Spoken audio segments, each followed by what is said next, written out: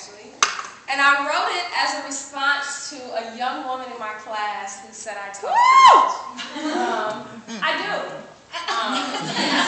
That's fine. I'm okay with it. But I think it depends on what you're talking about. And so several things went on that week that kind of came into this poem. But I wrote this poem as a response to me talking too much. So here it is.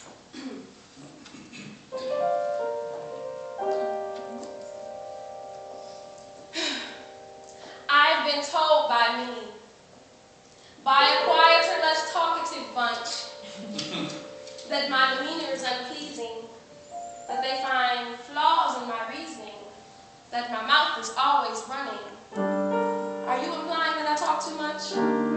Are you implying that my legs should maintain that motion, and that it is my mouth that I should be closing?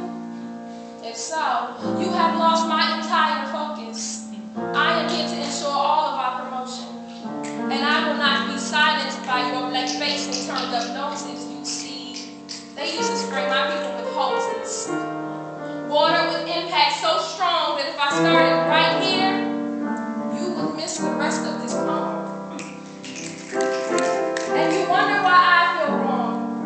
Have your rights been served in appetizer-sized portions? And then your pride, tried, denied, and beaten out by extortion? Please listen, because it's important. And no more will I shed tears over tears of hierarchy arrangements. I stopped pointing and looking for somewhere to place the blame, just going to hope that my words can stimulate engagement. About a love lost, and people tossed and strewn along. Remnants of our history are dead and gone, yet faith is what we've been told to depend on. And I'm not denying God's ability to see me through, but if He only watches over babies and fools, well, perhaps you're through. But I'm clearly neither. He did give me 20/20 eyesight and a woman that turned me into a reader.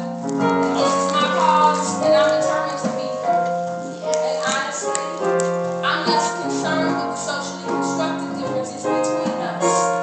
I know when you're cut like me, you bleed blood, and when you're down like me, you need love, and when your hands are cold like me, you need gloves. And you prosper just the same with peace, cause this place was created for all of us. And perhaps I do talk a lot, but that's because there are rights that you got that I ain't got.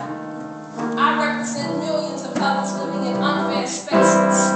We are tired of our history being trivialized and being judged by the presence of melanin revealing our faces. How dare you see my complexion, yet ignore my expression, deny my need for progression, and cite my behavior as a need for correction. I visit your hypothesis and you can test me, because I know for sure that my conclusion is correct. For nearly 25 years it manifests, and it's more than an educated guess, because I got proof. Ask anyone who gets mail on education near my home address. We'll tell you about this mess. We will tell you that we like to be thought of more and criticized less. Black people are stupid. Please give that shit a rest. Fuck your stats and your standardized test. Ask different questions if in fact the truth is what you want. I'm not asking for your permission to be upset.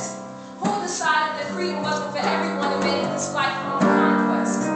Even my best has to be better. I'm expected to compete but not called a competitor. Instead, I am the exception to it. The one who got out, the one who wasn't fooled, the one who refuses to eat that tainted food. I got mad talent alone with the shit to prove. And my ancestors, they didn't die in vain. So with the use of my brain and the love in my heart, I push through pain.